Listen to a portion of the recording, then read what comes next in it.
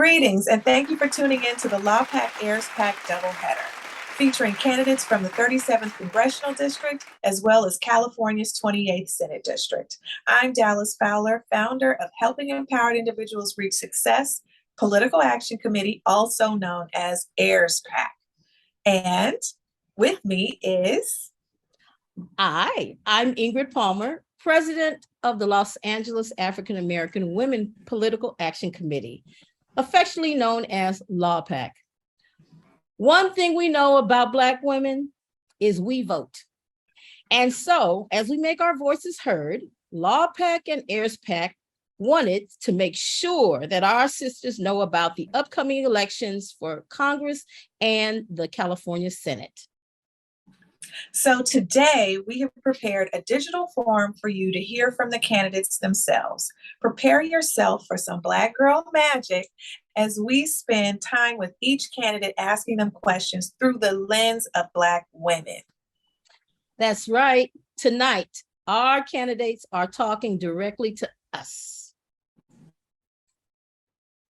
So our first candidate will be interviewed by Cannick, LA journalist and political consultant. I call her the Ida B. Wells of our time because of her investigative reporting that led to the arrest of serial killer Ed Bundy. Jasmyne is interviewing our 28th state senatorial candidates, Lola Smallwood-Cuevas and Cheryl Turner. Jasmyne, take it away. All right, Lola Smallwood-Cuevas is a Democrat. As a director of the UCLA Labor Center, she has an impressive track record that blends big picture thinking about economic trends with on-the-ground advocacy to improve the lives of working people. She supported state policies to increase the minimum wage, strengthen anti-discrimination laws, and spur construction of more affordable housing. She is running for the state Senate, and she is here with us today. Welcome, Lola. Thank you so much for having me. It's always good to be in the house with LAAAWPAC and the LAAAWPAC family overall. Great. So the first question is the easiest question. What inspired you to run? What was it in your life that took you down this path for wanting to run for the state Senate? Well, I think it's really about the inspiration for all of the work that I've done in my whole life. And it's just a very strong Black woman. My mother, I was raised by a single mom. She worked 2 jobs. She was a home care worker and went to school, became an RN and joined the Navy. And that's how our family came to California, first in the Bay Area and then to Los Angeles. And you know, as a single mom, she made a lot of hard choices and we sacrificed a lot, choosing so often between livelihood and parenthood. And I saw so many families struggle and it always stuck with me. And I really dedicated my life to my community and folks like my mother, really knowing that when folks had good jobs and economic stability, it was a game changer for families. And so I've worked as a journalist initially for a number of newspapers telling our stories, was in a union, and that industry, as you know, gave way to the internet. And I ended up becoming a researcher for the Service Employees Union and later as an organizer, helping to organize largely Black men and women in South LA and the private security industry to ensure they had justice and good jobs. Moved on to the UCLA Labor Center as a labor educator and helped to create the California's first Black worker center here in Los Angeles, which a national model recognized by President Obama. There are now 15 Black worker centers across the country. We just opened 2 new centers in the Inland Empire and San Diego. So, you know, I'm inspired by those stories and I'm inspired by what folks who are at the bottom have done to raise up policies and practices that make a difference in their own lives. I'm ready to take those networks, coalitions, lessons learned, relationships to Sacramento to build bottom-up policies that help to address so many of the crises that we see too often in our community, particularly where it impacts women and Black women in particular who are heads of household. I think that the state can do better by that community. And I'm excited to be endorsed by over 100 individuals and organizations who believe in me, who I've gained their trust to do this work in Sacramento. And when elected, will be the only Black woman in the California State Senate. And I think whoever she is at that level, she has to be a person that's been tested in the community, that has the relationships, that's created change in our community. And so I'm so glad that I have the opportunity to be that person. All right, thank you. The maternal and infant mortality rate for Black women have been almost double that of other women in this country. What efforts, if any, do you think can be made from the state Senate? Well, I think there are a lot of factors that are contributing to that disparity. And I think the number one thing we have to do when we get to the state, when I win, I want to really begin to build a disparity formula for how we invest in healthcare, how we invest in workforce development and training, and how we invest in education, so that it's not a one size fit all. And certainly Black women who have dealt with the issues of infant mortality, maternal care, and really have been disenfranchised too often in our healthcare system since the very beginning as Black women, just not having control over our bodies and our reproductive rights. I think, it's very important for us to look at ways to invest resources, both in research, both in care, that help us get at this crisis, and to really look at those contributing factors. And, there are so many crises converging on our communities, and particularly our women in our communities. But poverty is at the root of it. And we need to ensure that we are creating opportunities for women to earn fair and living wages, to have access to quality and affordable health care, and to get all of the things that they need in a culturally competent way to make sure that they are well, and the lives that they are bringing into this state, into this beautiful planet, are also well. Thank you. In a recent national poll of Black women voters, 85% said that making sure women don't lose the freedom of their reproductive care is a top issue. How do you see yourself in this fight to protect our freedoms? I will be a champion for reproductive care, for abortion's rights, for the autonomy of women to make the choices that they need to make for their bodies and their futures. I'm a woman. I'm a daughter of a single mom who had to make some hard choices, and a lot of our choices, right, were rooted in how does parenting and livelihood come together. And to me, coming out of the worker rights space, a woman's right to choose is really about her economic future as well as her self-determination.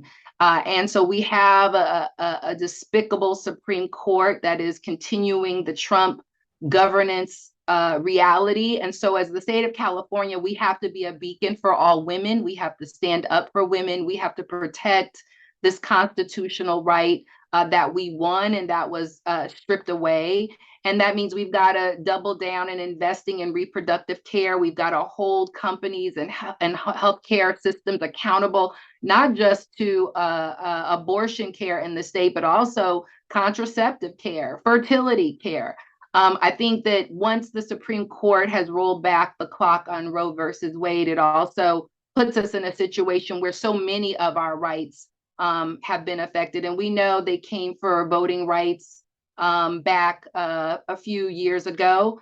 Now it's Roe versus Wade. It's going to be affirmative action and civil rights next. So we have to stay vigilant on this issue of women's right and the right to choose. I will be a champion for that, and a champion for protecting the rights that we have and to stop the rollback. And I think California has to play a critical role in that.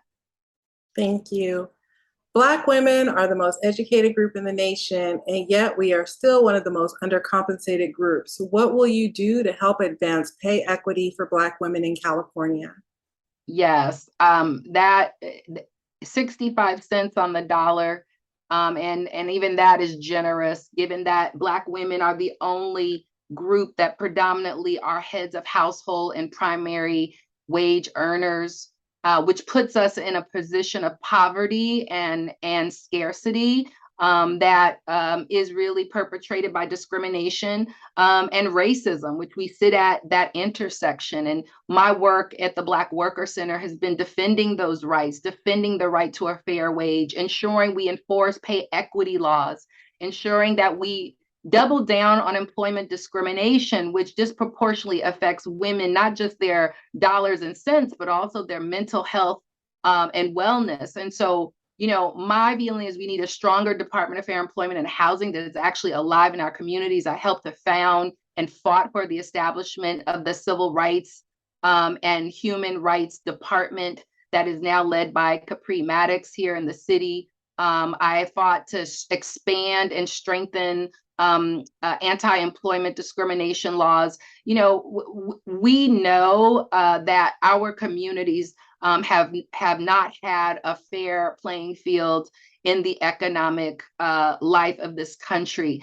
Slavery created and Jim Crow, a 500-year setback for our community. And as Black women and Black people, our struggle is real when it comes to having fairness in the workplace and in our economy. So in this, Senator, you will have a strong advocate for, one, lifting up the intersectionality of the oppressions and barriers that we face, and two, making sure that we're doubling down on enforcement, we're doubling down on workforce development and targeting women, particularly Black women, for jobs of the future. We can't build green infrastructure and have Black women at the back of the line, as we were in so many of the different industries that were built in the 20th century, 21st century. We're going to center Black women. We're going to center our marginalized communities that have been left out as we're building up our tech and our green infrastructure. Those are some of the cornerstones of my campaign.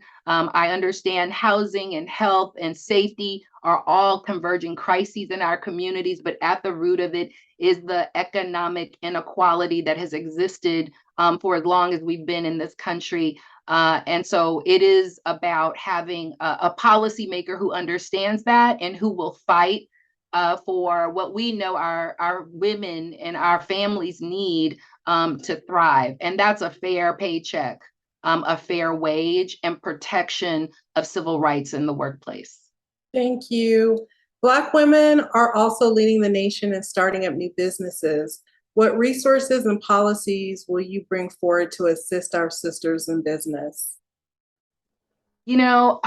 Black women have just done, from education to small business development, taken so many strides and made so much out of so little. I think as we have California, which is, one of the largest economies in the world, we don't spend enough as a state with Black and women-owned small businesses. I think we fought for Prop 16. We did not win that effort. We were part of that campaign to roll back the racist policies of anti-affirmative action in this majority people of color state.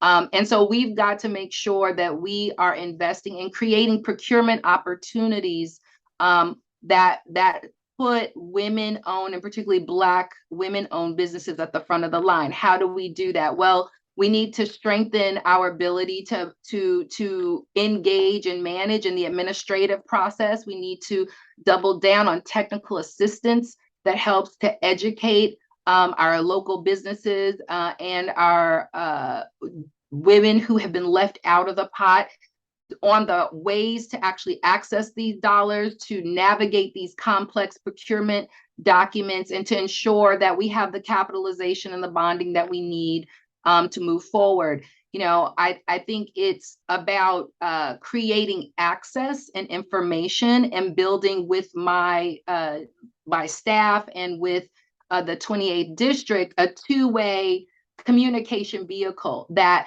the community helps to inform the policy and the practice. And me as the lawmaker, I help to implement and facilitate the kinds of tools that our community uses. So we are all in this together. We're all going to learn from each other, and we're all going to help to put together strategies that help us win, particularly as we see the World Cup coming here. We see the Olympics coming here. We see all of the opportunities. How do we ensure that Black women get their fair slice of that pie? Thank you. Moving over into housing, we are the highest growing population amongst LA's unhoused and housing insecure. What role can a member of the California State Senate play in helping to ensure more housing stability? And what role have you been able to play in your time in service? So, I fundamentally believe that housing in our community is both an economic and civil rights issue. Too often we are discriminated in, the Section 8 to the, first-time homeowner loans.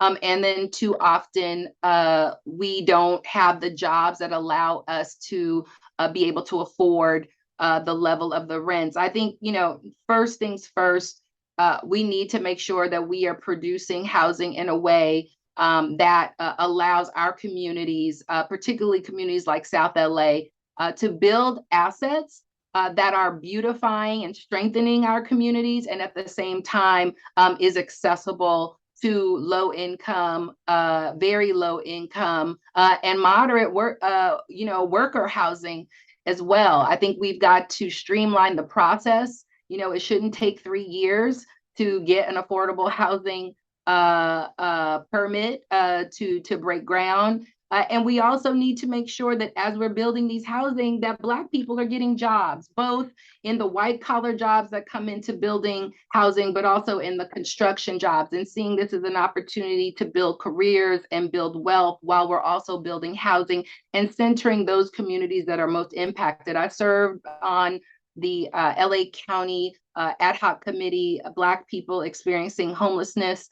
We developed dozens of strong recommendations that I plan to take with me to the state legislature and to work for building a local housing authority. I think that we cannot, as a Black community, ensure that our folks have adequate housing if we don't have a seat at the table. And right now, there is no local table to address these issues and to bring together this question of economy, civil rights protection, and access to jobs. And I really support the bill that Sydney Kamlager moved, SB 679, to build a regional county housing authority that will allow more community members to have a seat at the table. I think that is critically important. And that's where our voices and our power can be leveraged to make sure that the dollars that are coming from Sacramento, and that is my job, to make sure that those resources continue to flow, but they flow in a way that houses our community and strengthens single family homeowners and make sure that South LA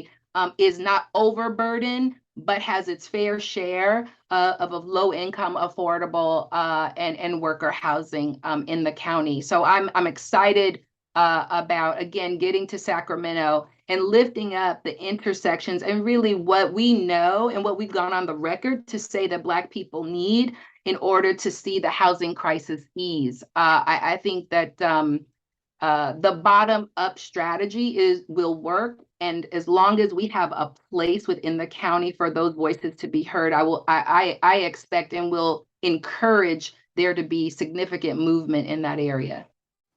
Thank you. During the COVID pandemic, systemic environmental racism became most evident when the disproportionate numbers of Black women and children impacted by the virus were released. Please talk about your work to improve our environment and how you plan to lead in this area if elected. I want to say that our communities have so many crises that we are facing, but the number one way that I have contributed and will continue to contribute is to ensure that our communities are able to participate in the resources that are going to be coming down from the Biden administration, investment in green infrastructure, and efforts to make sure that we are greening and protecting and creating renewable energy sources, but that we're doing that in a way that includes Black businesses and Black workers, and particularly women, as we know, so often left out of infrastructure projects as a whole. You know, we have the largest urban oil field in the midst of our community, the Inglewood oil fields, and we have learned looking at Ukraine and so many other political danger zones that gas and oil really does not belong in our communities any longer. From asthma to eczema to so many of the life-threatening diseases that this pollution has caused in our communities. It is essential that we take control of that land, that we look for ways to repurpose to address our needs. And we, as Black communities, and particularly as mothers and women in our community, that we take leadership role in ensuring that how that land gets used really does address our needs. I believe in the work that Assemblyman Isaac Bryan has done around Justice 40, which is about making sure that any of those resources that come into our community are focused on communities that are disproportionately impacted by environmental racism and injustice. And I also want to say again that, you know, as we look at all of whether it's solar, whether it's water conservation, whether it's, you know, renewable energy sources and the ways that we need to reconfigure our communities, we need to ensure that Black women are part of the conversation, part of the discussion, and part of the wealth building that is going to come out of establishing a sustainable planet that we are all striving for as California moves to be free of fossil fuel by 2045. Thank you. Clean and safe drinking water has become a hot commodity. Most of California is facing extreme and exceptional drought. There have also been efforts nationally and locally to privatize water districts, which would decimate most communities of color. What are some of your ideas to address these issues from a state level, and do you support the privatization of public water resources?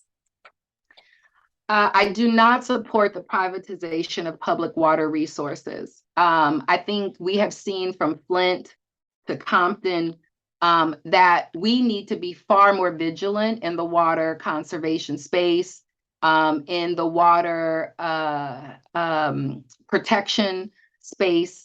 I'm honored and so happy that I was a part of the High Road Training Partnership Initiative, which takes cap and trade dollars and puts them into building green pathways in communities that need good and quality jobs, and worked with the Los Angeles Black Worker Center, which is working with the City of LA's Public Works Department to build a pathway for Black women and men into that department to sustain and to build our green infrastructure, and also with groups in the Inland Empire. So many of our families are between, you know, the 10 and the 91 freeway, you know, getting to the IE and LA to support a huge initiative to ensure that we have diversity and representation in the public water utility space in the Inland Empire, which is increasingly becoming a hot spot for drought, and will have to be a regional partner in how we solve these solutions in the future. We can't sound the alarm if we're not in the system, right? So we need to ensure that we take an industry that is 80% white male now. If you look at the data that the Congressional Black Caucus put out on water in the country, and certainly we know it to be true here in California and some of these private water utility companies, we've got to make sure that we have folks working inside and that we have pathways to train community members on understanding, you know, what goes into water conservation. You know, how do we begin to come up with alternative ways to, you know, desalinate our water so that, you know, we can take ocean water and repurpose it for drinking water. I think more and more our communities need to be involved in that space. And I want to make sure that we are putting resources on the ground in our communities for that education, both from a workforce perspective, but also from an environmental justice perspective. Living in Windsor Hills for the last 22, 23 years, you know, my water is chalky, right? My water is so hard, you know, nothing really grows in my yard. And I want to say, you know, we know a lot of that has to do with the pollutants and those oil fields and fracking and other practices. So, you know, it is really important for this community, and particularly for Black women, to be educated on these issues, brought to those tables and conversations, and to build our advocacy in this space to ensure that our children and their children are able to live and survive in this great county. So I want to make sure that we are investing and building on more of these kinds of projects that bring our community on the inside. Thank you. California lawmakers have signed off on legislation creating the Community Assistance Recovery and Empowerment Court, the CARE Court. This is going to set up a new court system to address the needs of people with severe mental illness. Black, Indigenous, and other people of color, as well as immigrant racial minorities, are more likely to be diagnosed and misdiagnosed with psychotic disorders than white Americans. Can you share with us how you would work to ensure CARE Court will not perpetuate the institutional racism that we've seen and worsen health disparities?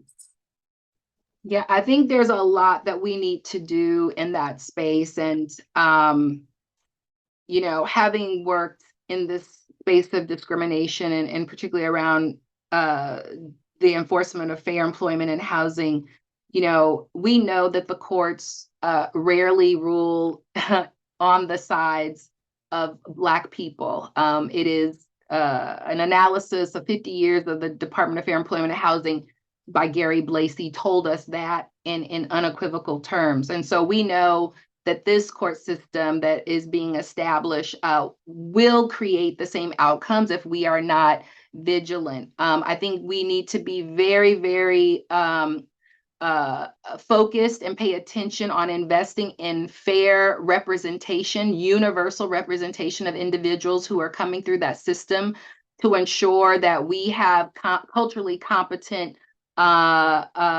defense attorneys who can represent those folks who are coming through that system and have the tools that they need.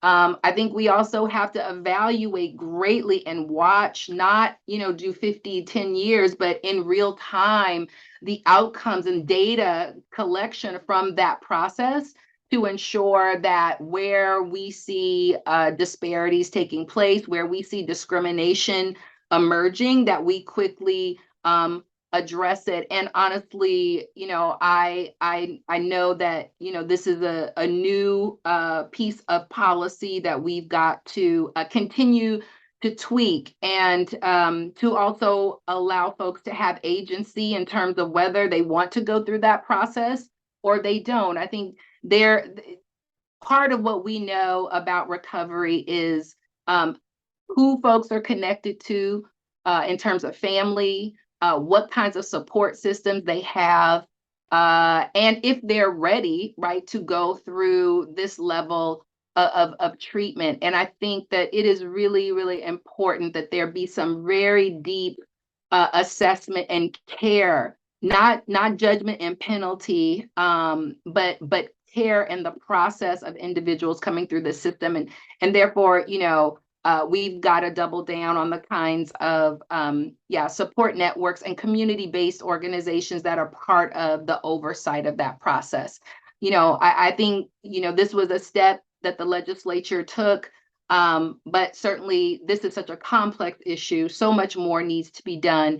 And I think those folks who I have talked to, who are in the business of recovery, who are in the business of care, know that they need to play a more definitive role in this system and in the oversight of it. So, you know, I am open to working with those professionals and those community organizations, and making sure that we are tracking very closely the outcome of these proceedings to arrest discrimination where it's happening. Thank you. And we're going to wrap up on a much lighter note. Can you tell the ladies what is a book that you read most recently that you would recommend to them? I'm rereading The Sum of All of Us by Heather McGhee. I read her book, and she's put out a sort of a handbook, kind of a cheat sheet for the book. And you know, for me, it's really grounding this campaign, because it just speaks to that as we come to a people of color majority, we have to reject the notion that suddenly we can't have clean air and drinking water. Suddenly we can't promote single family home ownership en masse. Suddenly, you know, we can't ensure good jobs with retirement and pension and health care. And she's calling out the ways in which white supremacy has polluted this notion of anyone having nice things, that no one will have them, right? And so, you know, I really want to take that to the state legislature, because this is California, and so many of our families gave up so much. You know, my folks are from North Carolina, right? Some folks are Louisiana, Texas. We gave up so much to come to California for California dreaming, for the opportunity to be free, to be able to support our families, and to have good things in life. And here we are at this point where white supremacy and the system is striving to destroy and dismantle the whole democracy, to prevent communities from thriving and people of color, particularly majorities, from thriving in the future. So I reject that notion. I think we have to have leadership that is bold and communicating that the best years of this country, of this state, are ahead of us. They're not behind us. And to ensure that we are in getting those investments that we deserve to create the future that our families need. Thank you so much, Lola, for speaking with HEIRSPAC and LAAAWPAC today. Thank you for having me. So I'm so happy to welcome Democrat Cheryl Turner, who's an attorney in private practice. She has served on several boards and commissions, including a state board of vocational nursing and local tourism commission. And she's currently the president of the board of the Apartment Association of Greater Los Angeles, and she's running for the state Senate. Welcome, Cheryl. Thank you. It's so good to meet with you. Thank you for being here. So we're just going to jump right into it. What happened in your life? What was your path, your decision for deciding to run for the state Senate? Well, first let me say, when I studied for my bachelor's degree at USC, I studied international relations. That was my major. So I always wanted and expected that one day that I would be able to work, you know, in government, whether it was the state government or whether it was on the international level, to work to develop peace in the world and to create a better life for all of us. So that was one of my main considerations. And then I went to law school in order to help train myself to become an effective person representing people at all levels. It was when I was actually out representing people in my private practice where I began to work with the law in court, and I represented clients in a number of areas. I do have a corporate background, but I also was involved in criminal defense, representing clients who were faced with the possibility of being incarcerated. And I looked at the laws and I thought to myself, I need to be more involved in this and help to write laws to improve them so that people will have equal opportunity and will be treated fairly under the law. And so all this led to my thinking about, you know, running for the state Senate. And I can go on, there are other things that motivated me, but I have a limited amount of time to answer your question. That was good. Thank you so much.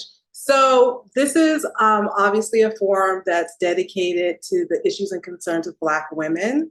And so with that in mind, a lot of the questions I'm going to now go into have to focus on very specific issues, but issues that are important to Black women, particularly here in California. The maternal and infant mortality rate for Black women has almost doubled that of other women in this country. What efforts, if any, do you think can be made from your position as a state senator? Okay. Well, first, let me say that with my background as an attorney advising community health care clinics that provide low-cost, affordable, reproductive health care services throughout Los Angeles County, I am, deeply aware of how they function, and we've been providing those services, especially to women of color, especially to Black women.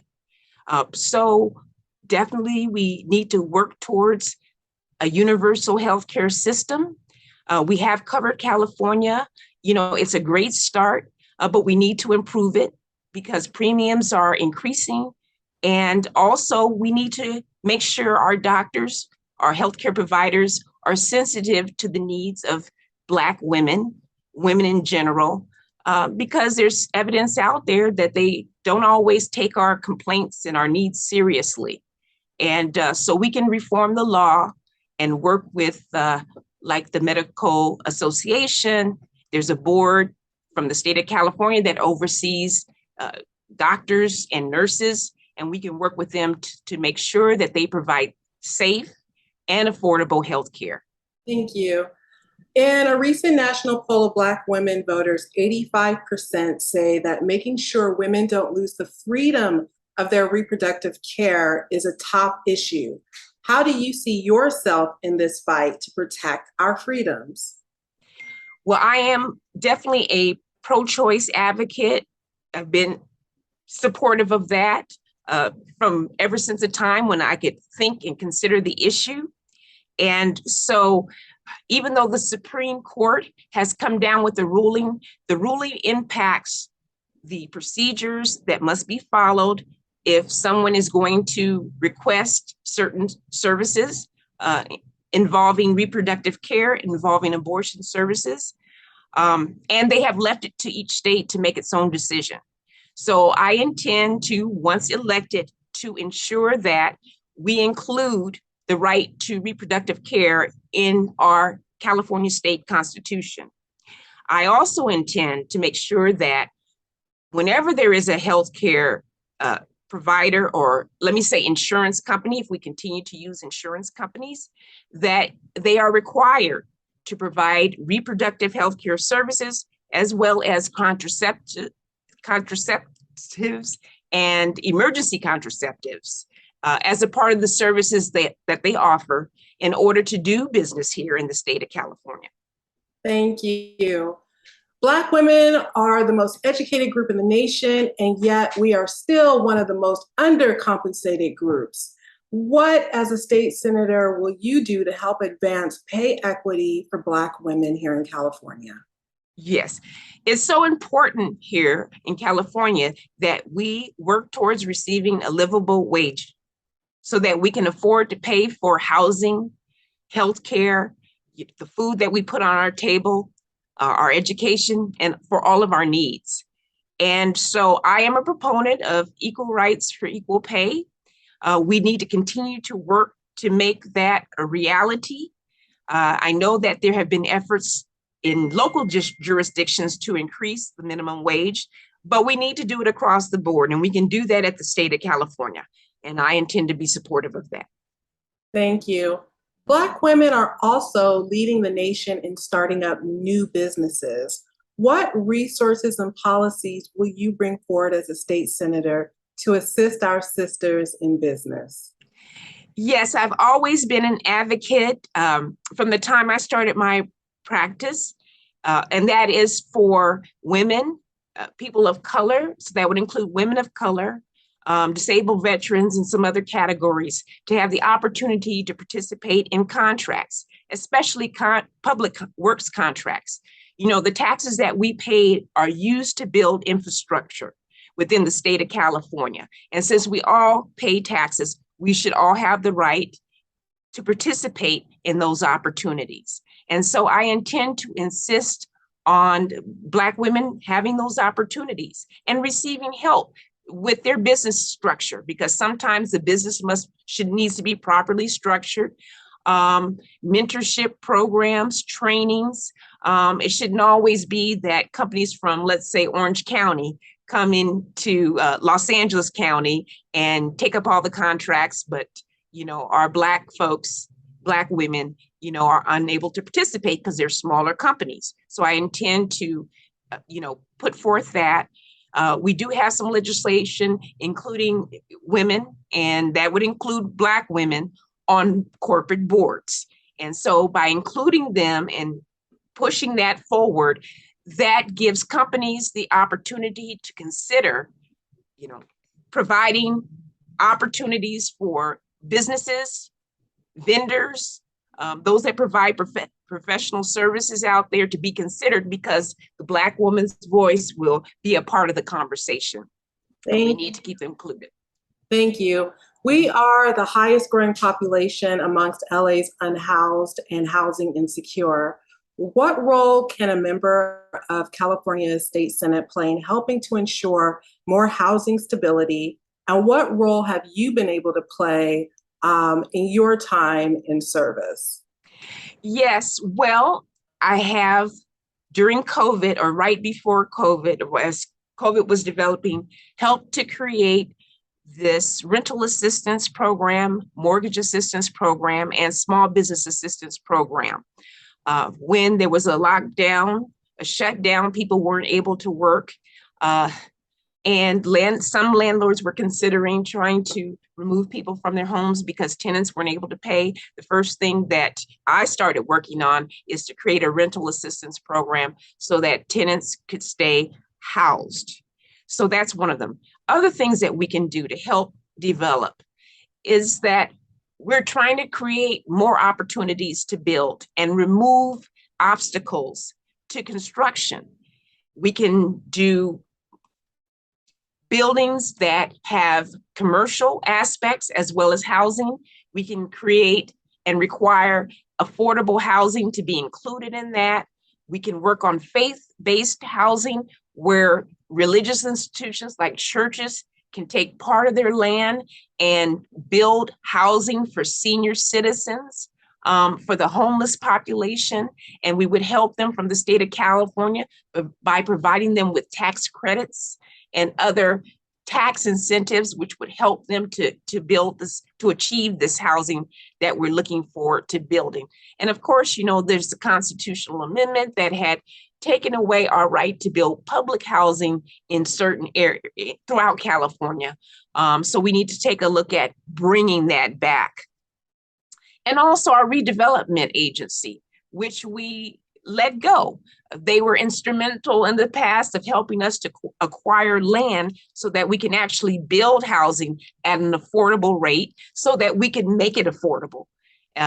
So even though it had problems in the past, that doesn't mean we should have completely thrown it out. I think we need to bring it back and make sure that, we monitor it to stay so that it stays in compliance and we can achieve the goals of building more affordable housing. Thank you. During the COVID pandemic, During the COVID pandemic, systemic environmental racism became most evident when the disproportionate numbers of Black women and children impacted by the disease were released. Can you talk about your work to improve our environment and how you would lead in this area if elected? Yes. Well, starting with when I graduated let me go back a little further. Being a former Girl Scout, I had the opportunity to go out camping into the wilderness, and that's where I developed, my love of and the protection of our environment. And when I graduated from law school and I started working, I had a desire to participate in public service. One of the first things that happened was that I was appointed to serve as the area representative to the South Coast Air Quality Management District. So I was there fighting for clean air and social justice in environmental issues. And as a matter of fact, some of the members labeled me as the one that was always standing up for social justice, because I recognized immediately that things like refineries that pumped, toxins into the air, into the water, were always located in the low income, the poor communities where Black women and Black children were living in. And so I felt we needed to do something about that. I've been on projects where we have sponsored initiatives to help to clean the water out there. And as a state, and I've also worked on trying to develop electric chargers for apartments throughout California so that we can work towards getting those electric cars that we are all expecting in the very near future once we rule out and eliminate gas-fueled vehicles. So I have a program where I want to, continue to build grids of solar, provide rebates and help for solar, batteries to help with the storage, and also to work with recycling gray water so that we can protect ourselves from the drought that we will continue to face while we live in Southern California. All right, thank you very much. And speaking of water, clean and safe drinking water has become a hot commodity. Most of California, as you know, is facing extreme and exceptional drought. There have also been efforts nationally and locally to privatize water districts, which would decimate most communities of color. What are some of your ideas to address these issues from a state level? And do you support the privatization of public water resources? No, I do not support privatization. For those that, if they're, I don't support it. It's a public natural resource, and we should all have access to it. And frankly, I think that those areas where there is a public entity that regulates it tends to receive lower pricing for the payment of water usage, and there will be more accountability, I believe, because we can always reach out to our elected officials if there is a problem, and the elected officials, if they're doing their job, will look into it and make sure that those public entities will be held accountable. So it should remain public as far as I'm concerned. But we do need to do a better job of providing clean water, that at a fair price. And we have to do something about our drought situation. There was an article recently about bringing back the beavers to help with our rivers and dams. It may sound silly, but they have a natural ability to do so. So it would help the environment. And so maybe that's an option that we should consider. But, we have a growing population, and we need to think about how to allocate that scarce resource. And rain barrels, when it does rain, we need to collect that water and figure out how to reuse it. And so, let's make that available to the public, help them with that. Yeah. Great, thank you. Okay. All right. California lawmakers have signed off on legislation creating the Community Assistance Recovery and Empowerment Court, the CARE Court. This would set up a new court system to address the needs of people with severe mental illness.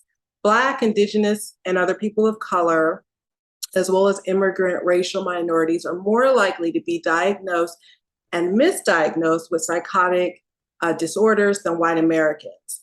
Can you share with us how you would work to ensure CARE Court will not perpetuate institutional racism and worsen health disparities? Yes. Well, we should never, ever criminalize the homeless or the mentally ill. But we do at this point because it's so out of control. And a lot of it is due to mental illness and substance abuse that, I thought that the CARE courts might be a good step in the right direction. Sometimes laws are issued out, they're not fully, completely thought out, or we think we know how they're going to operate, but until we start actually working with it. You know, we may not always know what we need to add to it to make it a better law. All right, so it's a good start. We need to make sure that we receive continuing reports from, you know, this agency that will operate the care courts about the numbers of people that are suffering from these mental conditions. And we need to make sure that they are required to go through regular training to help them to reduce any activity involving bias toward the minority community. That means we also need to recruit, you know, those with psychology or psychiatry backgrounds, including psychiatric technicians, which is a board that I worked with to bring in more psychiatric technicians of color, so that we can make sure there, you know, there's a diverse representation, that people can relate and understand each other and will treat each other without bias and will be fair to each other. But I think overall, you know, it's a good idea and a good approach, but let's see how it operates. And I tell you, the moment I hear about, you know, any, you know, overly zealous commitments of people of color, you know, into care when it's not appropriate, you know, I would not stand for that as an elected official. All right, so we're going to wrap it up on a much lighter note. Can you share with the ladies watching a recent book that you read that you would recommend? A recent book that let's see. Although I haven't had much time to read because I'm on the campaign and working very hard, plus also my law practice. The book is on Obama's, you know, his campaigning from being an activist in the community to, you know, his rise to being the president of the United States. It's very inspiring. And yeah, I was able to pick it up at the local bookstore in Leimert Park that provides, you know, Black books. And let's try to support them because they're having a tough time out there staying in business with the digitization of, you know, books. So that was the most recent one. Yeah. Well, thank you so much for taking the time out to speak with us today. And best of luck as you continue towards Election Day. Thank you so much. Thank you. Wow, that was amazing. They laid it out. They did. They did. So I know you can't wait to hear from our congressional candidates. I definitely cannot wait to hear from our congressional candidates. So without further ado, we will now hear from our candidates interviewed by the only Niele, a multimedia journalist and political consultant.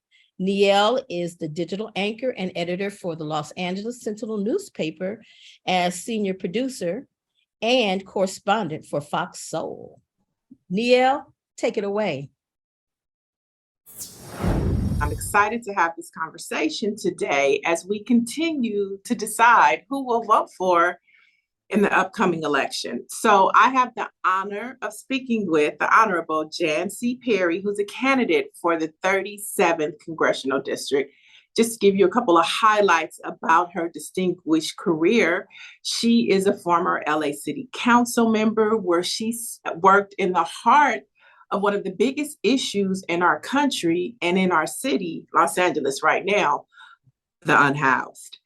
She's also provided over thousands of jobs, and she has insight on how municipal issues in a city can impact us and help make change on a federal level. So let's jump into the conversation and welcome the Honorable Jan C. Perry. Welcome. First of all, let's start with why you decided to run for Congress. I decided to run for Congress out of anger, frustration, sadness, and I think the greatest sadness was for all the work that I did to see it begin to fall apart, especially in the area of homelessness. Made me furious. I currently run two nonprofits.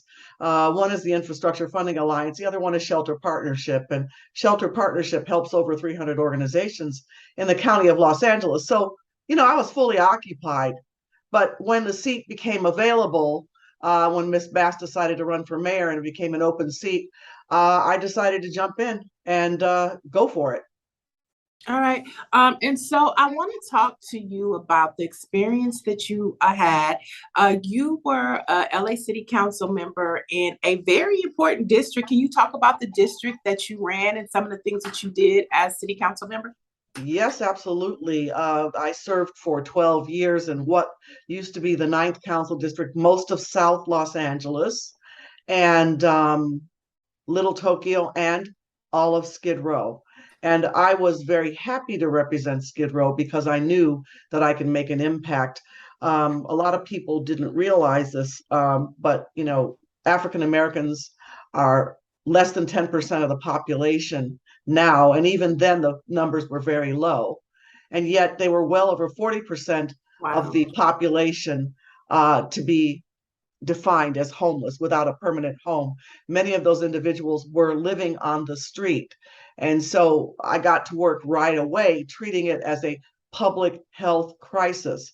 And at the time, we had a lot of difficulty working with the county, and I think that still exists today to a certain extent, to be able to get the public health money and the mental health money. As you know, the county is the pass-through for federal funds and state funds to allocate to cities, and we were never getting our fair share. But I wasn't going to sit around and wait to redesign a system because honestly, people were dying. Right. And they were literally dying on the street, either from violence, assault, or illness. So I started with making sure that I funded, founded, and created the largest homeless shelter in the city to give law enforcement an alternative to arresting people on a 5150 or a 72-hour psychiatric lockup. So they could take them to the shelter, which still exists today and is still funded year-round with 650 beds for men and for women. And they could stay there up to a year. But I didn't stop there. I went on to work with nonprofit housing developers to build that transitional housing so that after a year, they actually had somewhere to go. And then, of course, the 5,670 units that I worked with affordable housing developers to create that permanent, supportive, and affordable housing stream of units. Right. So we had somewhere for people to end up. So it was my own continuum of care because I could not wait for my own government to take care of the problem. I say all that to say. Let's stop. I want to stop right there because you gave us a lot of important information about what you've done. You know, a lot of politicians talk about what they're going to do, but I think it's important that people hear what you've done. And talking about what you've done, and you stopped at the word government, and you're looking to run on a federal level. So in a brief few moments, talk to us about how you will take that experience that you just demonstrated to us and what you would do on a federal level for your constituents if elected, and the national unhoused problem.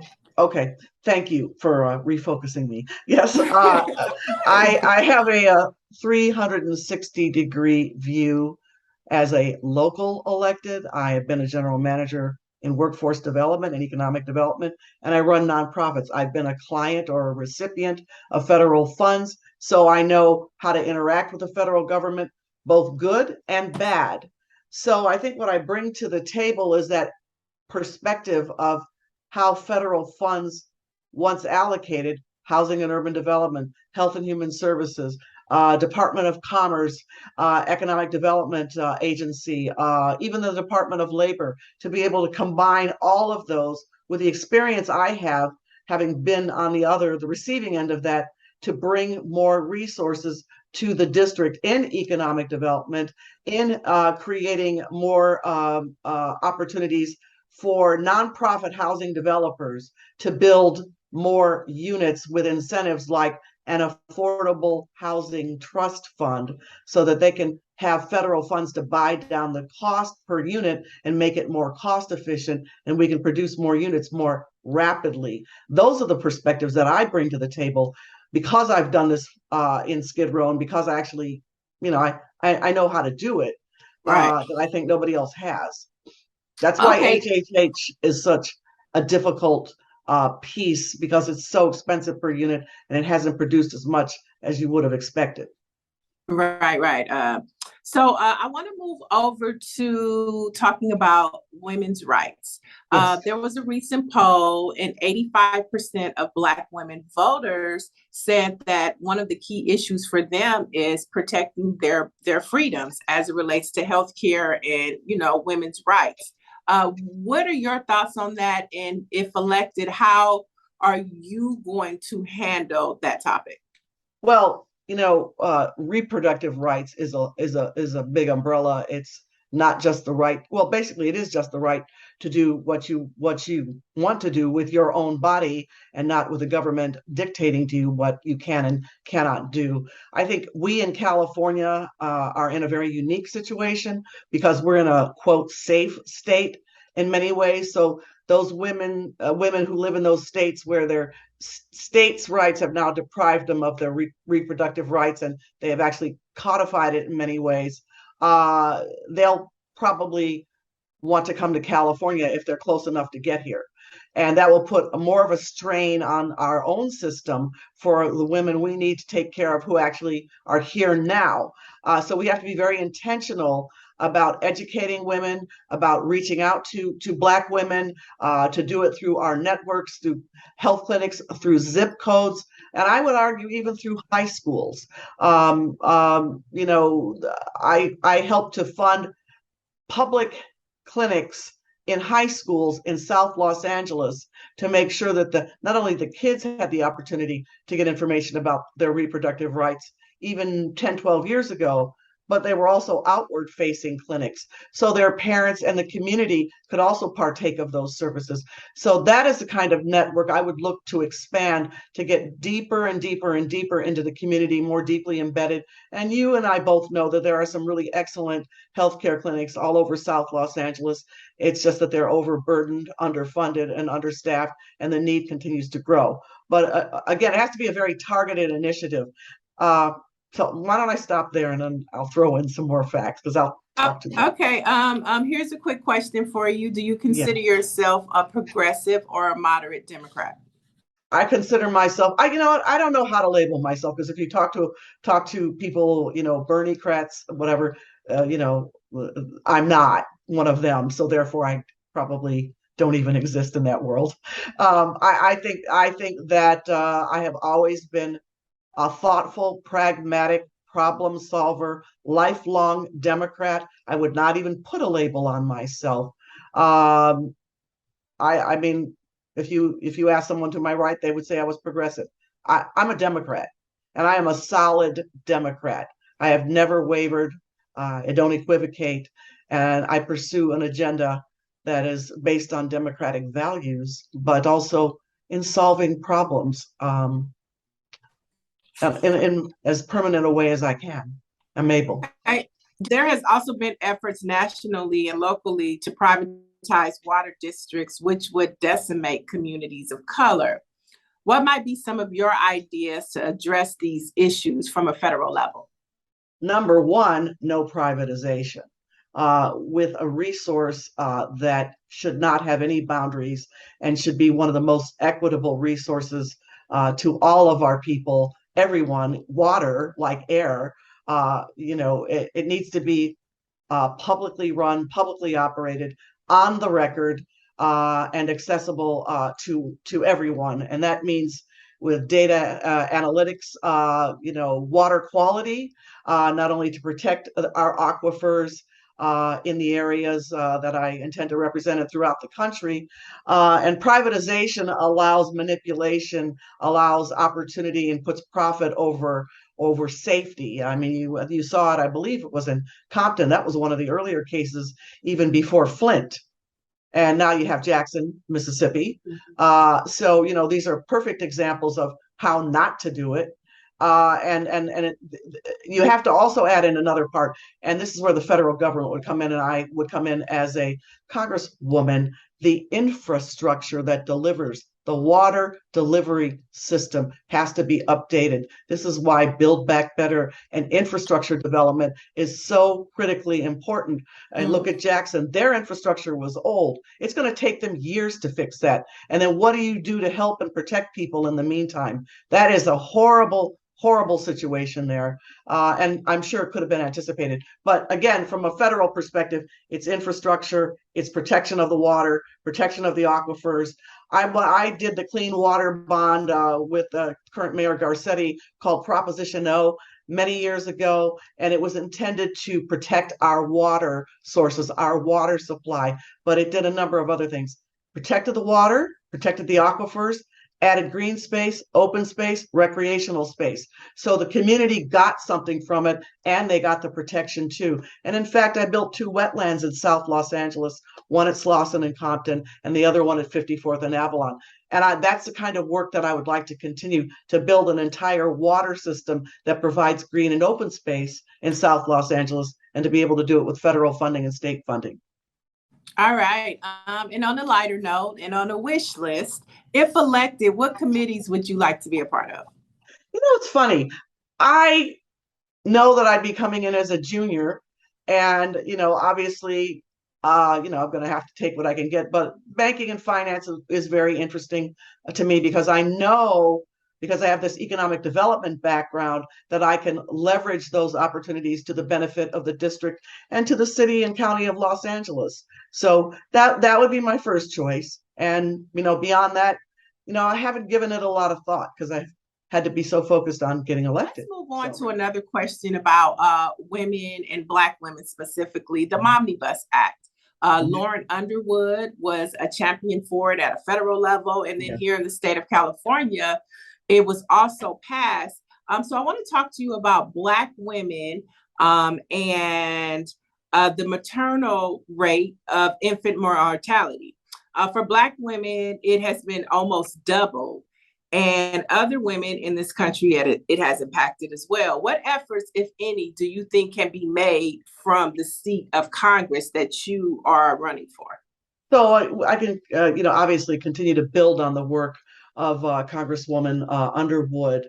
And then if you look at the analytics, and we all know that Black women are often marginalized, disregarded, and not taken seriously.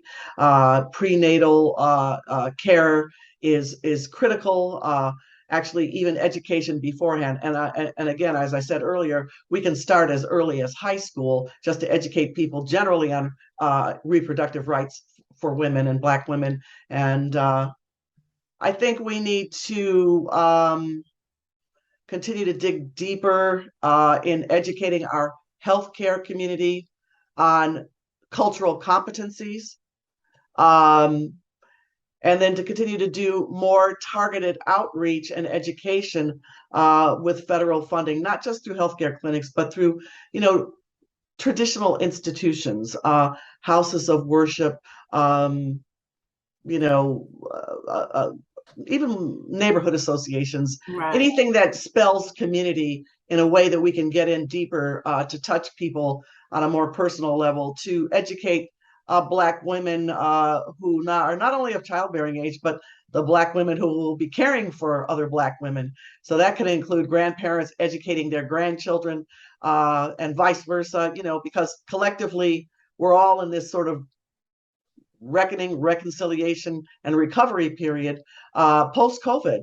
And so we have a chance to reboot. And I think, not just focus on, okay, I did this legislation on, I think I'm more of an activist too, because I want to deploy it and I want to implement it. And then I want to measure and see how it works. Now you brought up COVID, so let's talk a little bit about it. Okay. During the COVID pandemic, systematic environmental racism became the most evident when the disproportionate numbers of Black women and children were impacted. Talk to us about the work you want to do to improve our environment and how you would lead in this area. Well, I have a 10-year record of working as a board of director member for the South Coast Air Quality Management District.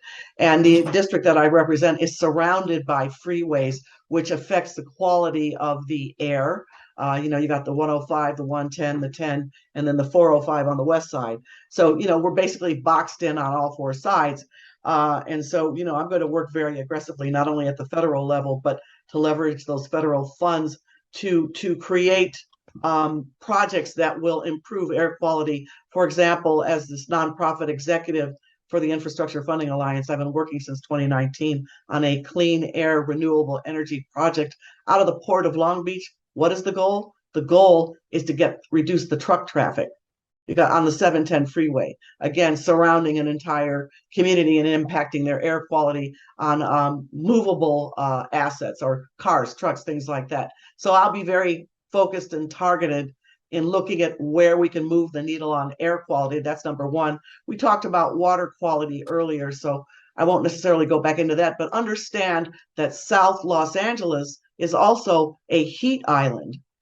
Which is something that I learned many years ago. We don't have enough tree cover, foliage. We don't have enough green space. And here we are now in the midst of a drought. So the challenge is even greater. So I will focus on, at the federal level, water capture infrastructure, capturing rainfall, protecting, again, our water table aquifer so that we can plant more trees, so that we can use the groundwater opportunities to redeploy it in our community to green it and cool it down, because we have a big problem in South Los Angeles that I can't wait to start working on. Okay. Well, we have just a few more minutes left and just two more questions. So a few minutes, two questions. Yes, ma'am. Let's talk about finance, jobs, and entrepreneurship. Yes. Black women are the most educated group in this nation, and yet we are one of the most undercompensated groups. What will you do to help advance pay equity for Black women? Well, as I see, equal pay for equal work is as the working definition that we have for pay equity. And we're overcoming systemic biases, social norms, and it all kind of wraps together, even back to the healthcare, where we get marginalized, we get disregarded. We're not even necessarily heard or seen or taken seriously. So, a very strong campaign directed towards the private sector, using my federal position and the public sector as the leader in making that process, not only legislatively, funding programs, and I'll tell you how in a minute, but to create the higher profile and push the envelope on that in a way that's very intentional. Again, to show the private sector, they're missing out on women who, as you say, are the most highly educated and yet still not seen in numbers that are significant, not just in California, but across the country. Right. And the data tells the story. And, as a congresswoman, I bring that data to life in a very public and on the record way through social media, not wait for, somebody else to tell the story, but we tell the story ourselves. Right. All right. Last question for you. We're going to continue to talk about Black women. Black women are also leading the nation in starting up new businesses. What resources and policies will you bring forward to assist our sisters in helping expand their businesses? So there's a couple things that I really want to do, and I want to teach people about something called financing districts, where you take tax increment or net new property tax revenue and reinvest it back into the community. And they're called enhanced infrastructure financing districts. We can do that all over the district with stakeholders with goals in mind. And again, those goals can be very intentional and very focused and directed and encouraging Black women in entrepreneurship, startup businesses. We can create trust funds and work with the Small Business Administration and also the FDIC. They have programs for small businesses, and to leverage those opportunities, but to do it in a way that people actually have somewhere to go and a voice in which to express those needs. And a financing district creates that opportunity because it almost creates a third rail of government, but it is filled with the stakeholders. So there's a difference. Right. And that's something that I would pursue. Department of Commerce, EDA, they have something similar, but they haven't established many on the West Coast or even in California.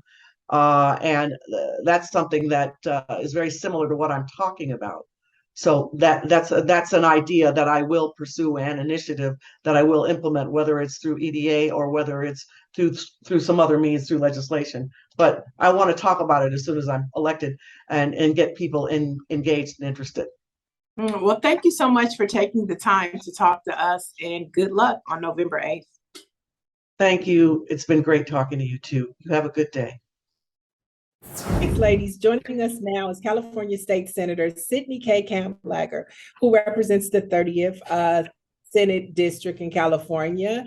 And she has spent a career of service and of building equity for communities of color. She has authored landmark legislation in areas of criminal justice reform, healthcare equity, environmental protections, and affordable housing, including one of the most transformative probation reform laws in the country and legislation requiring implicit bias training for healthcare professionals and court employees. So honored to have you and just watch you evolve into your career of service in the state of California. Well, thank you, Niele. Thank you for that introduction, and thank you for having me on this forum with you. So let's just talk about your career of service. You have been a state assembly member. You've been a staffer for elected officials. You're currently a state senator, one of the few, if only, African Americans in the state Senate, right? I am the only African American woman in the state Senate representing the great state of California, if you can believe it. Clear. And so talk to us about why you decided to make the next transition into running for Congress. Great question, and an important question as well. I think, Niele, that we are at a historic moment nationally, but also in Los Angeles, which is on the precipice of electing its first Black woman as mayor in Karen Bass. And I'm the only woman, as you mentioned, in the California State Senate. And I know how to break those ceilings and also how to increase representation. I also know how to get things done. And my time at the Los Angeles Community College Board as a trustee in the state assembly, in the state Senate now, I've created policies at the state level that have responded to the moment that we are in now and that are also part of national conversations that we have been having on police reform, on ending involuntary servitude, reproductive rights, voting rights, reparations, climate action, affordable housing, our carceral and judicial and probation systems, and economic justice. These are all conversations that are happening at the national level and are also a part of what democracy means. So I'm running to succeed Karen Bass in Congress with her support and endorsement, because at the national level, my incredibly diverse district needs not just a voice for abortion rights and voting rights and climate action and economic justice, but someone with a record leading those fights. Right. And so let's talk about women, Black women, the Momnibus Act, which we know Lauren Underwood is working really hard on it on a federal level in Congress. And we know that it's made tremendous strides here in the state of California. Now, we also know that the maternal and infant mortality rate for Black women have been almost doubled that of other women in the country. So what efforts, if any, do you think can be made from the seat that you were running for? Well, I was really excited to be able to support the Momnibus bill last year. as a state senator. And we worked really hard, not just to get it passed, but to make sure that funding was attached to it. As you mentioned, the maternal mortality rate for African American women is off the charts. We have a higher rate of complicated pregnancies. We have a higher rate of, diabetes and high cholesterol, all of those things that complicate pregnancies, gestational pregnancies, geriatric pregnancies, and we are treated with increased bias when we go to the doctor. That was one of the reasons why I passed AB 124, which would work to mandate implicit bias training with our medical professions. So I'm really excited to take the playbook that I have used in the state Senate to the federal government to fight for this as well. I actually just saw Congresswoman Underwood today, and we chatted a little bit about all of the things that I'm looking forward to working on behalf of Black women. I also want to share that as we are dealing with the Dobbs decision and the repeal of Roe versus Wade, there was actually a Southern Congresswoman who said, in my state, we don't have an issue with pregnancy complications and maternal mortality rates, if you take out Black women.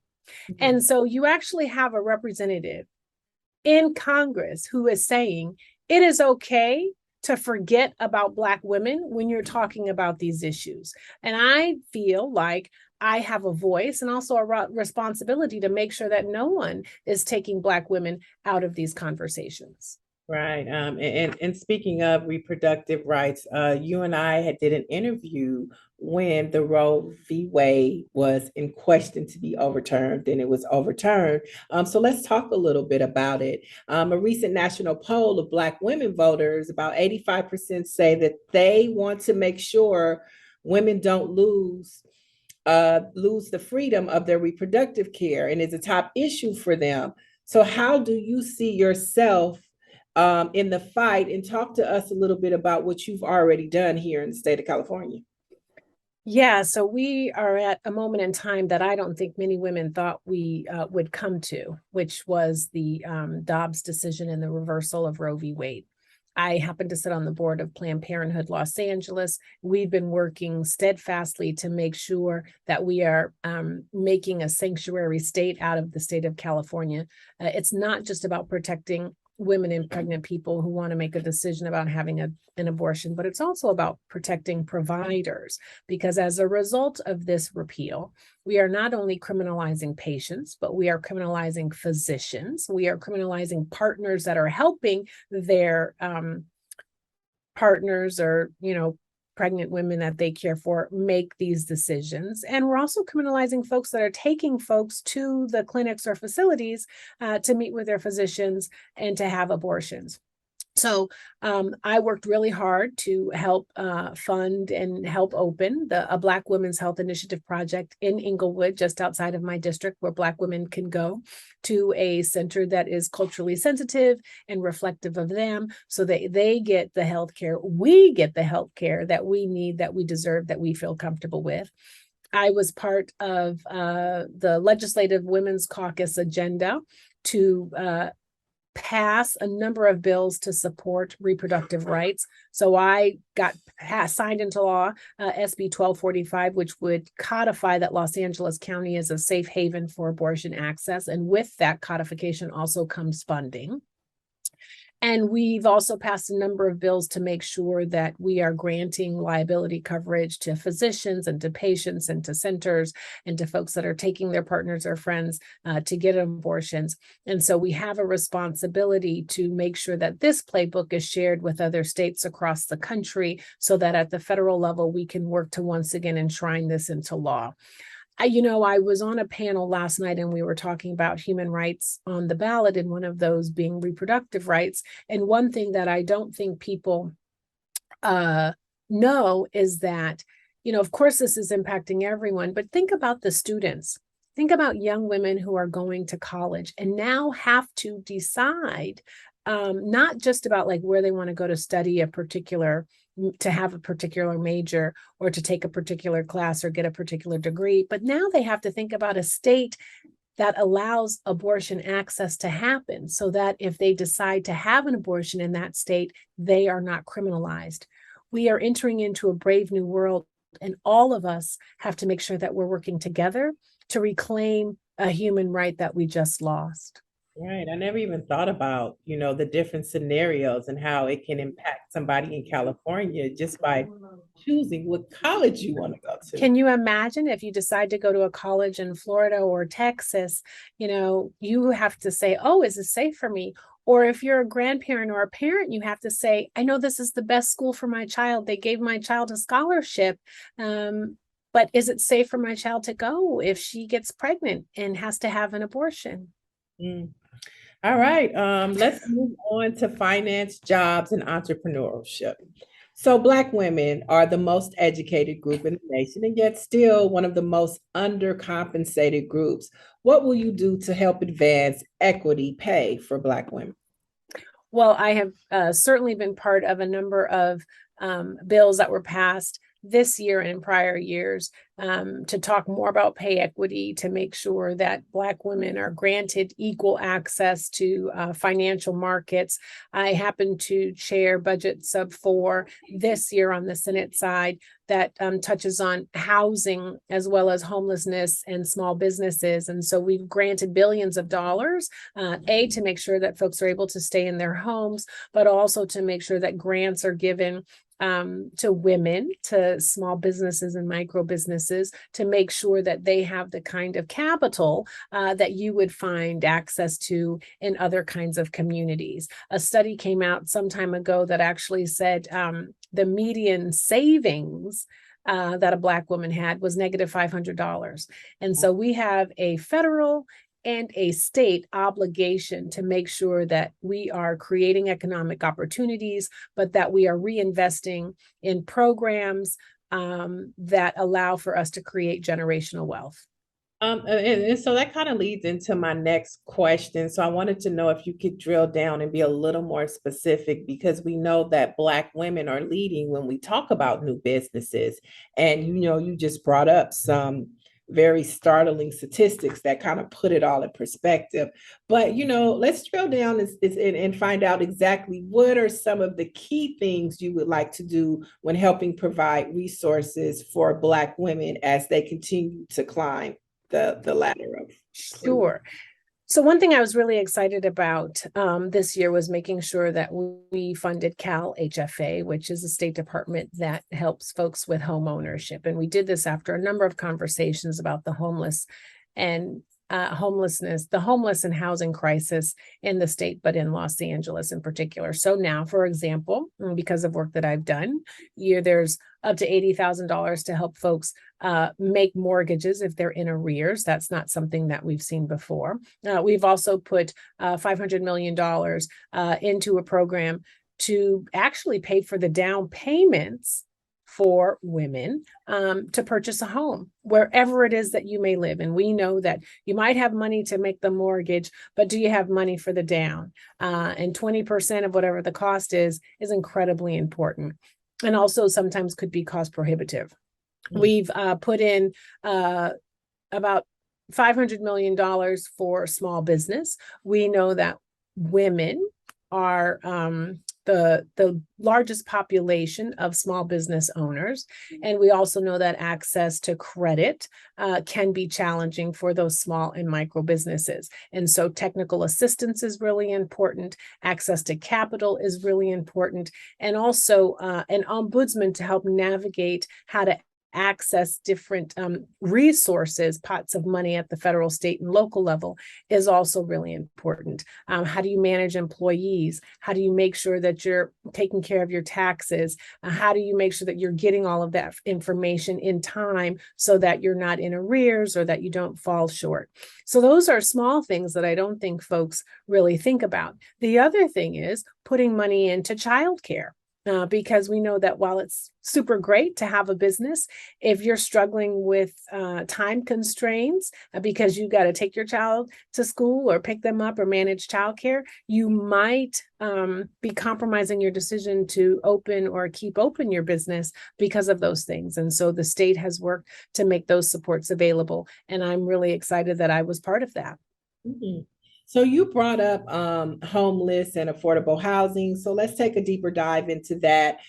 We know that African Americans are the highest growing number of unhoused and homeless people in Los Angeles. What do you see yourself doing if elected to Congress? And talk to us a little bit about what you've done in your role as an assembly member and state senator to help combat this crisis. So I don't know, Niele, if you can see the Band-Aids on my forehead, but I got into a huge fight this year working to get SB 679 passed and signed into law. And so that is the Los Angeles Housing Authority. And the governor just signed it this week. And it's really groundbreaking. It will allow the region of Los Angeles, the county, and 88 cities to finance affordable housing through raising public and private dollars to preserve current housing stock. So keeping folks in their homes, not tearing it down, not gentrifying, and protecting renters. It is the first time something like this has been created in a cohesive and coherent way, unifying all 88 cities in the county to work together, because we know based on the city that you live in, the tax base might not be deep enough, that city might be too small to really, make to support the construction of affordable housing.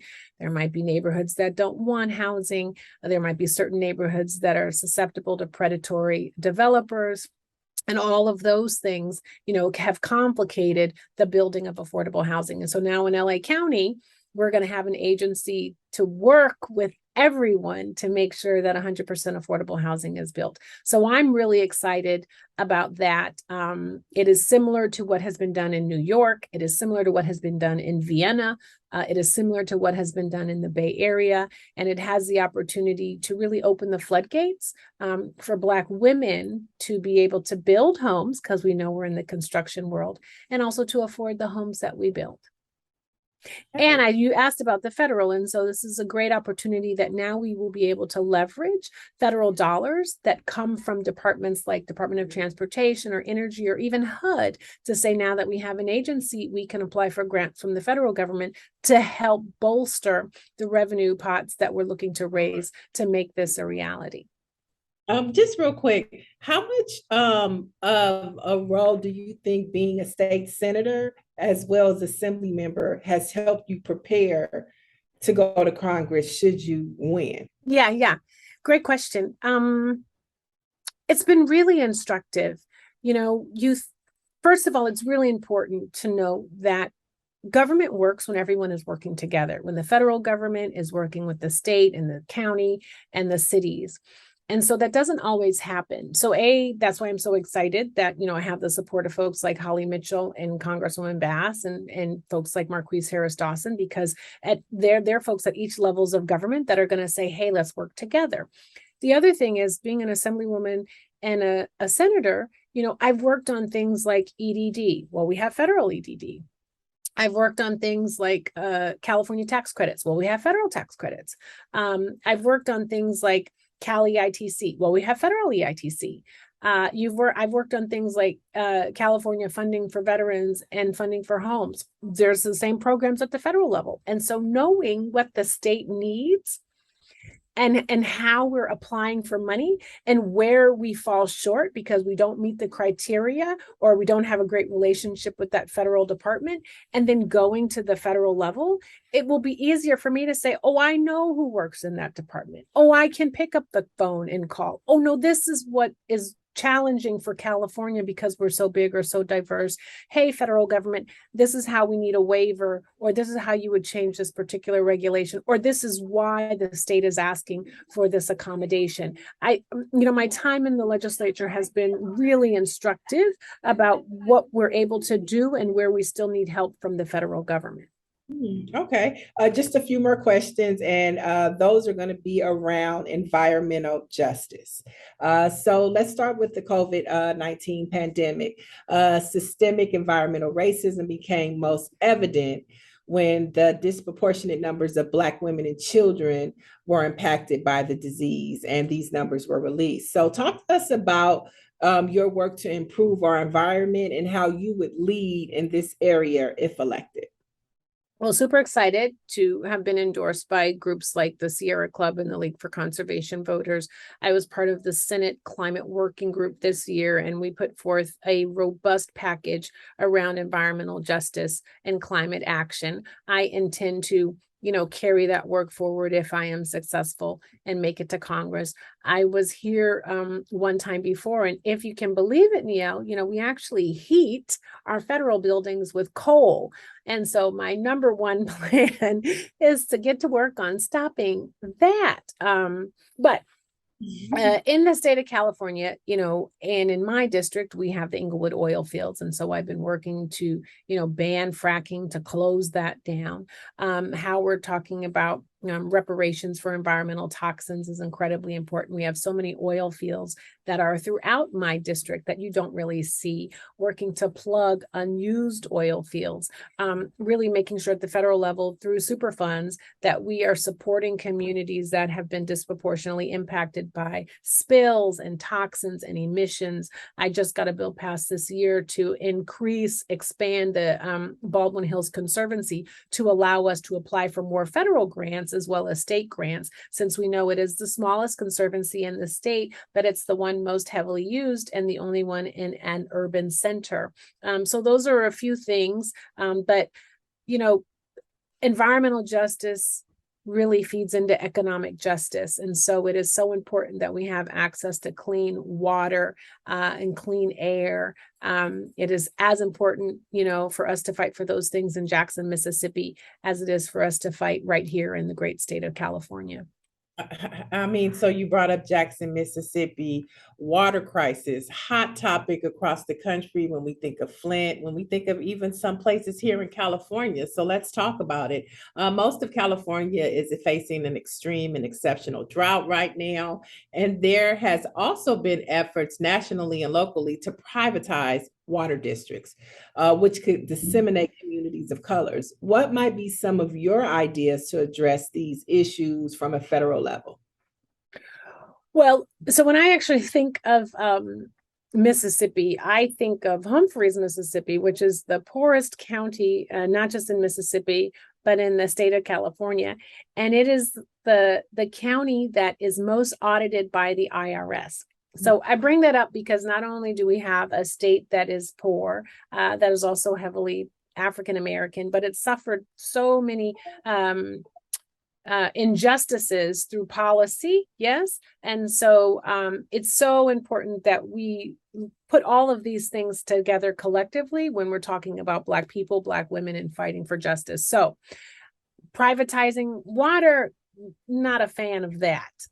I certainly support, public districts. I think we have to be really aggressive at looking at water innovations and irrigation, because the challenges that we face in California are very different from challenges that we might be facing across the country. But at the end of the day, making sure that you have an infrastructure that is resilient, you have technology that is innovative, and you have conservation tools at your disposal that will allow you to be successful wherever you're implementing them, and that you are leading as aggressively in higher income communities as you are in lower income communities. We've seen this with water. We've also seen it with broadband. Higher income neighborhoods are able to fight to make sure that they either get their fair share or that there's minimal environmental impacts that are made to their community. And we at the federal level, I think, have to stand firm against corporations to make sure that those things are also being carried out in lower incomes as well. I also think it's really important that we are making sure that community investment is happening, as well as dividends back to the community. I am a fan of ownership. That's one of the great things about SB 679 that I passed, that it will also allow faith-based communities and community land trusts to purchase land. So we should be looking at that kind of model for a number of other natural resources. Instead of the privatization of it. Yeah, exactly. All right, got it. All right, I think we're just about done, but we want to ask you a fun question before. Okay.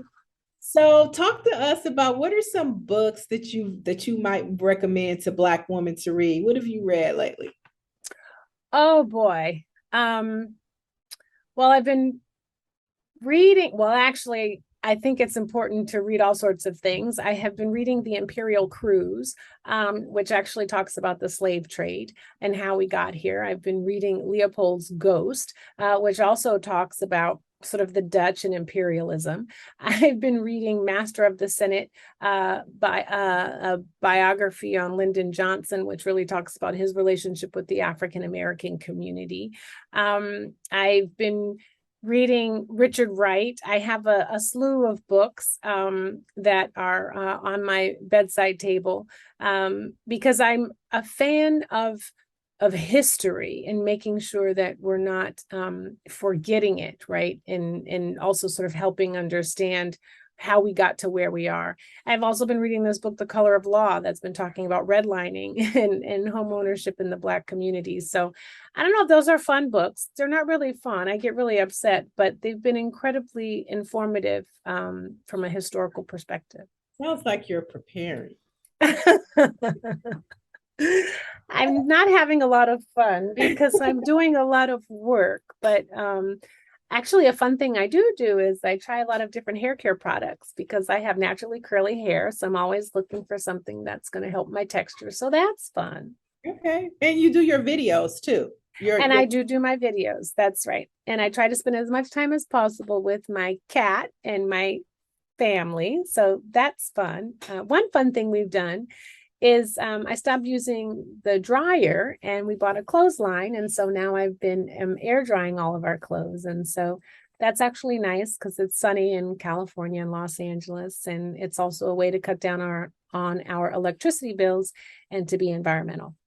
All right. Well, thank you so much. It's been a delight speaking with you, and we wish you all the best on your run for Congress. Thank you so much. It was great talking to you. Wow. That was amazing. We have some phenomenal women to select to represent us. That we and do. there is no greater duty, right? There's no greater duty than getting out there and voting, ladies. And we are glad we had the opportunity to share them and share their messages with you. And I just want to say another little something. LAAAWPAC is also kind of the mother organization of LAAAWPI, which is the Los Angeles African American Women's Institute for Public Policy Institute, and affectionately known as LAAAWPI. And I'm a graduate of LAAAWPI. And I'm a graduate of Ingrid's LAAAWPI. mother, she's a graduate of LAAAWPI, and Ingrid's mother was the founder of LAAAWPAC and LAAAWPI, Celestine Palmer. And so to be here and to present candidates, many of whom are also LAAAWPI and LAAAWPAC members participating in this forum, it means everything to us as Black women to propel them forward. So pick a candidate, get out there, support them, phone bank for them, send them a check, and make sure you are getting you and your family to the polls. And just know, I'm Dallas Fowler. And I'm Ingrid Palmer. And just know, if everyone you've touched has voted, you haven't reached far enough. That's right. I love it. Good night, ladies. Good night, and see you at the polls.